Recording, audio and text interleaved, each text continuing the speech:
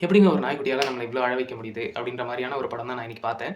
ஆக்சுவலா வந்து இதுக்கு முன்னாடி நான் சார்லின்னு ஒரு படம் பார்த்துருக்கேன். அத பார்த்தே எனக்கு லைட்டா கண்ணெல்லாம் கலங்கிருச்சு. ஸோ அதே மாதிரி தான் இந்த படமும். 2021ல ரிலீஸ் ஆன எ டாக் நேம்டு பால்மா. ஸோ இது வந்து ஒரு அட்வென்ச்சர் ட்ராமா. ஸோ இது வந்து ஃப்ரெஞ்ச் படம். ஃப்ரெஞ்ச்ல அவைலபிளா இருக்கு. அண்ட் நான் சப்டைட்டில்ஸோட தான் பார்த்தேன். எனக்கு நல்லாவே புரிஞ்சது. அண்ட் அமேசான் பிரைம்லயும் இப்போ ரீசென்ட்டா ரிலீஸ் பண்ணியிருந்தாங்க. அண்ட் அதுவுமே ட்ரை பண்ணி பாருங்க. உங்களுக்கு நல்லாவே வொர்க் ஆகலாம். அண்ட் எனக்கு எப்படி வொர்க் ஆச்சுன்னா, இதனுடைய பேசிக் ஸ்டோரியே ஒரு பிசினஸ் மேன். ஸோ அவருக்கு வந்து ஒரு டாக். அது வந்து ஒரு பொண்ணு அந்த டாகு.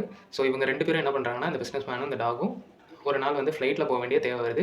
பீரியாடிக் போர்ஷனா எடுத்திருக்காங்க. ஸோ அதனால வந்து அந்த கொஞ்சம் பீரியடுக்கு முன்னாடி வந்துட்டு டாக்ஸ்லாம் கொண்டு போணும்னா சில ரூல்ஸ் அண்ட் ரெஸ்பான்சிபிலிட்டீஸ் இருக்கும்.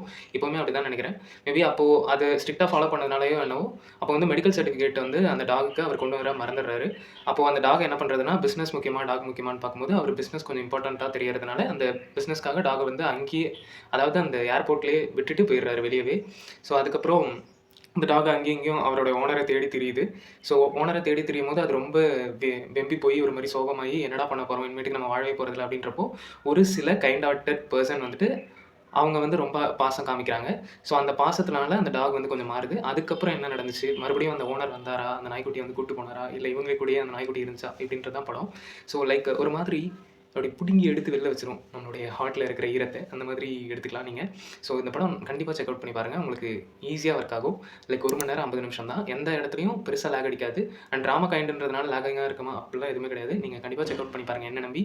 You will feel a good feel good film finally. வரட்டா? Bye bye. Love you.